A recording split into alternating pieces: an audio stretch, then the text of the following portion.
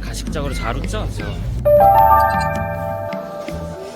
인종 편견이라고 할게요. 그래. 기분 되게 나빴거든요, 솔직히.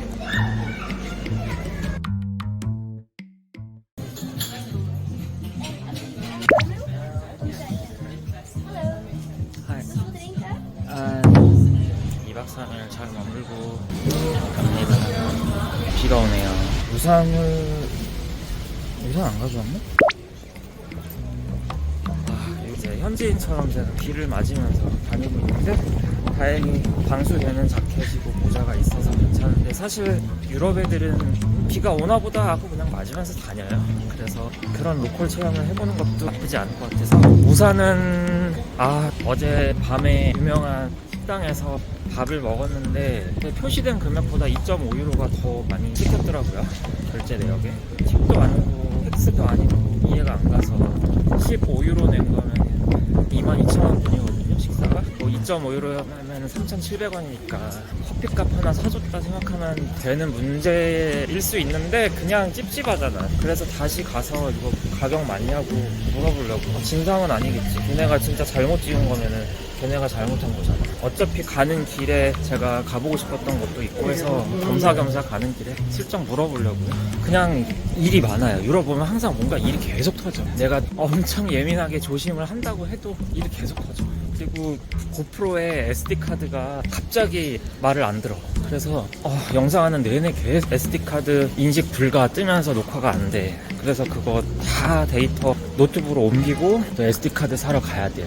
비가 오니까 오히려 다행이야. 왜냐면 사람이 좀 적어서 좀 더 자유롭게 다닐 수 있고, 그 식당에 물어보기에도 좀 덜 쪽팔릴 것 같아.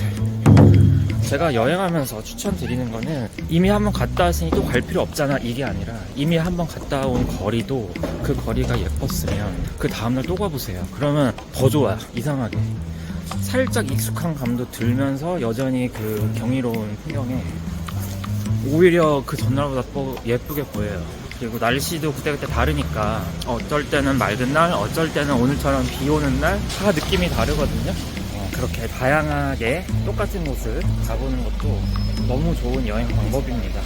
마침 가는 길에 유명한 웹조이트 샌드위치 집이 있어서 이거 먹고 가려고요. 네덜란드니까 보다치즈 들어가는 거 먹어야 되고. I'd like the number 14 with all the Gouda cheese. Small one with bun. Brown. Can I eat here? You can stay here and then you can. Okay. Why not? I'm traveler, so I'm just curious. You can make out it. Dan moet je weten wat je moederschap. 이렇게 표정이 불친절해.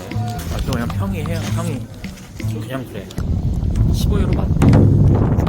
내가 더 들어갔대. 해결됐고, 저 샌드위치 맛대가리도 없으면서 친절하지도 않고.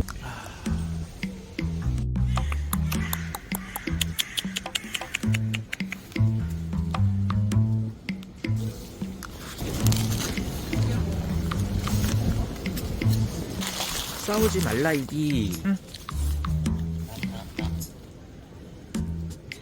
너 하악질하는 거 아니지? One soup and one lemonade. 좀 아기자기한 게 저랑 되게 어울리죠.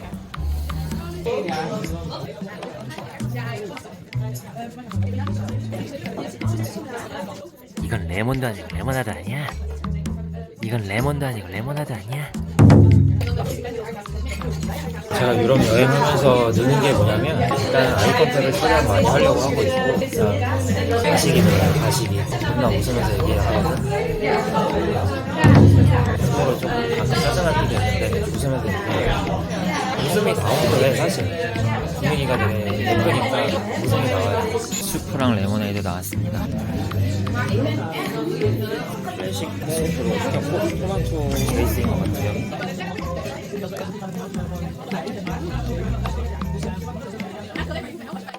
이건 수프도 아니고 디저트도 아니야?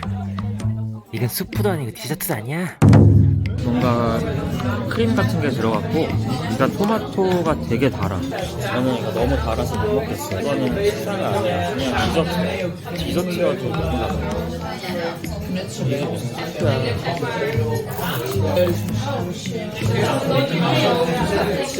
레모네이드도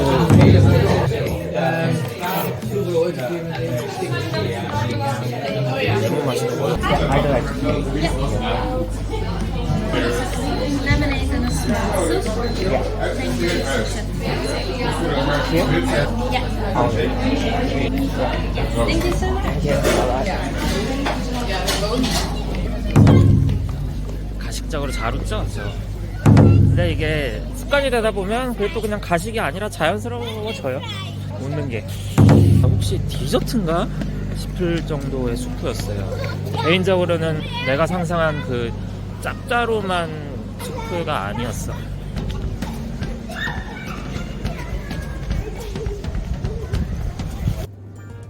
오늘도 자신이 셰프가 된 마냥 분석짓을 하는 데니버스 씨. 오늘은 치즈를 맛보는데 색색별로 수십 가지의 치즈 중 몇 가지를 집어넣어본다. 모든 치즈에 이거 저거 집에서 주워먹고 해도 양이 안 차요. 네덜란드. 그래서 결국에 일식집 와서 라면 먹고 가려고 해도 도시락에 비도 오고 가격이 존나 비싼데 7.5유로니까 27,000원?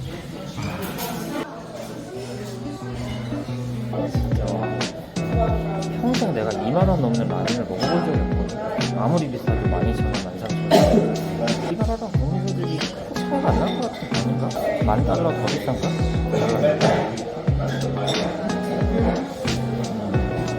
사수합니다.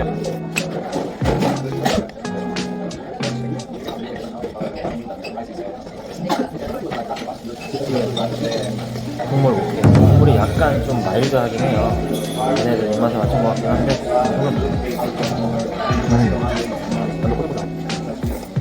저 라면 25,000원이거든요. 돈코츠 라면. 우리나라에서는 뭐 10,000원, 12,000원 정도 하잖아요. 우리나라에서 먹었던 돈코츠 라면이 더 맛있었어요. 왜냐면은 우리나라 돈코츠는 눅진하게 정말 푹 끓여가지고 그렇게 만든 느낌이라면 여기는 조금 라이트하게 해서 부드러운 맛을 더 강조한 것 같아. 약간 사골 분말 같은 거 조금 섞은 것 같긴 하거든요. 사리곰탕 같은 국물 맛이야. 사리곰탕 라면 약간 섞은 것 같아. 반반씩. 결론은 우리나라가 진짜 식당 가격이 싼 거예요. 10,000원, 12,000원에 저거보다 맛있는 라면을 파는 게 우리나라입니다. 그렇다고 물가가 싼가요, 우리나라가? 고기값은 네덜란드가 오히려 더 싸. 그러니까 유럽이 식자재는 싼데 식당 가격은 비싸요. 세금이 높고 인건비가 비싸니까 이해는 되는데 우리나라가 그 식자재는 비싸면서 음식값은 그렇게 비싸진 않아. 더군다나 배달 음식값도 되게 싸잖아요, 우리나라. 박리담회로 엄청 고생하는 겁니다, 우리나라 그 요식업계 사장님들, 주방 셰프들, 직원들 엄청 고생하는 거예요. 그걸 좀 알아주셨으면 좋겠어요. 제가 위트레트에서 이틀 동안 묵었던 덩크 호텔입니다. 얘네 컨셉이 교회 같은 모양의 건물에다가 일반실이랑 캡슐 호텔이 같이 있는 그런 구조거든요. 굉장히 깨끗하고 안에 인테리어도 되게 예뻐요. 가격은 저가까지는 아니고 중가 정도 돼요. 캡슐 호텔이 한 7만원 정도니까 스위스 캡슐 호텔이랑 가격 비슷해요. 오히려 조금 더 비싼 것 같아요. 대신에 공용 공간이 되게 많고 도서관이나 노트북 할 수 있는 넓은 공간 많고 커피 마실 수 있는 공간 크게 있고 서비스 친절하고 좋아요. 제가 위트레트에서 느낀 거는 위트레트가 이민자의 비율이 거의 40% 된다고 하더라고요. 그리고 앞으로도 점점 더 많아질 것 같고, 왜냐면은 암스테르담보다는 조금 저렴하면서 이미 그 이민자의 문화가 형성이 되어 있는 곳이기 때문에 위트레트에 이민자가 좀 몰리는 편인데, 그래서 그런가 암스테르담보다 인종 간의 어떤 선입견 이런 게 약간 있는 것 같은 느낌을 받았어요, 오히려 위트레트에서. 그리고 그 인종 간 그 인종 차별까지는 아니더라도 조금 더 순화한 말로는 인종 편견이라고 할게요. 그런 어떤 인종 편견 같은 거가 우리는 꼭 백인들이 우리한테 그럴 거야 라고 생각하잖아요. 근데 그거 역시 편견이고, 백인이고가 상관이 없어. 그냥 인종 간의 그런 편견은 상대가 백인인 경우도 있고 흑인인 경우도 있고 그냥 유색인종인 경우도 있어요. 아까 같은 경우 제가 그냥 내 길을 가겠다는데 앞에 한 3m 앞에 있는 흑인 히잡 같은 거를 쓴 흑인이었어요. 어느 나라인지 모르겠어. 이민 온 것 같아. 근데 막 나를 경계하면서 뒤를 돌아보면서 막 앞으로 가는 거야.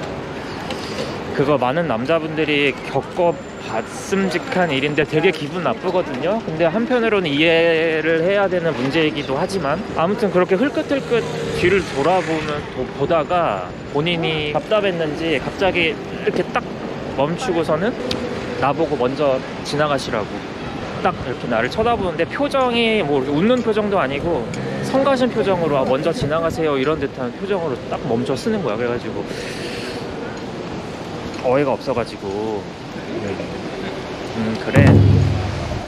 그래가지고 나도 이렇게 앞장서서 가다가 나도 마찬가지로 딱 멈췄어. 그 다음에 먼저 가세요 그랬거든. 그랬더니 먼저 가는데 표정이 되게 기분 나쁜 표정으로 막 경계를 하면서 막 뒤를 계속 돌아보고 막 이러는 거야. 내가 무슨 뭐 범죄자상이야? 그래가지고 excuse me, why? 이렇게 하려다가 그냥 기분 되게 나빴거든요 솔직히. 근데 그냥 타이밍도 안 맞고 해서 보내고 그냥 갈 길 갔습니다. 이런 일들이 사실 한국에서도 일어나지만 이제 유럽에서는 다인종이 살다 보니까 그 인종 간의 어떤 편견으로 그러니까 상대적으로 낯선 인종이 있으면 경계를 좀 하는 것 같아. 그런 소소한 인종 차별일 수도 있는 넓게는 인종 편견, 그런 게 유럽에서는 소소하게 아주 많이 일어나기 때문에, 아주 많이 일어나는 게 뭐 하루 종일 일어난다는 건 아니지만 2, 3일에 한 번씩은 일어나요. 그러니까 그런 거 다 감수하고 유연하게 대처할 수 있는 분들만 유럽 여행 오세요. 그리고 매번 느끼지만 그런 거에 유연하게 대처하려면 또 영어를 잘해야 돼요. 진짜 저도 영어를 못하는 편은 아닌데 더 공부해야 되고, 문법 위주의 공부보다 일상생활 그리고 뉘앙스 이런 위주의 영어 공부를 해야 돼요. 저는 이제 대도시 암스테르담을 끝내고 그 다음에 바로 여기 중도시 위트레흐트도 끝내고 그 다음에는 네덜란드의 소도시 제일 남동쪽 끝머리에 있는 마스트리트라는 곳을 갈 겁니다. 그 다음에 다른 나라로 넘어갈 거예요.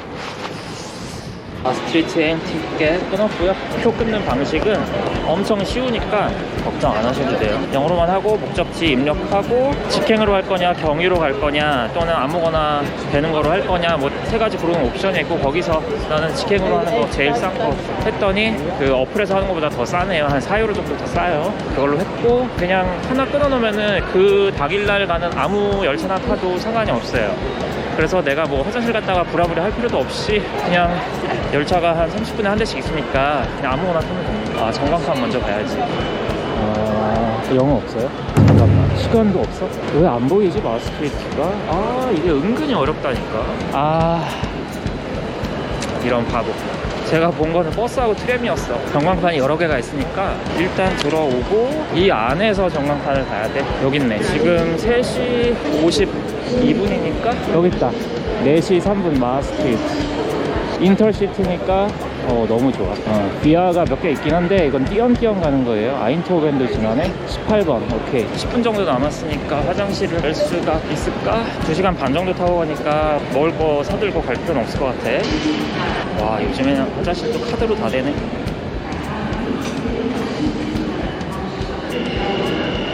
기차표는 미리 펀칭 뚫고 들어가는 그런 거 없어요. 그냥 타면 돼요. 표만 보여주면 돼.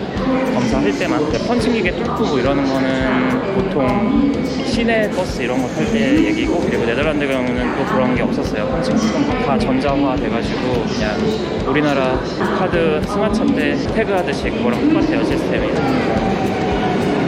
나는 2등석이니까 숫자 2라고 써있는 열차 코너로 타면 돼요. 2층이 재밌으니까 2층으로 탈게요.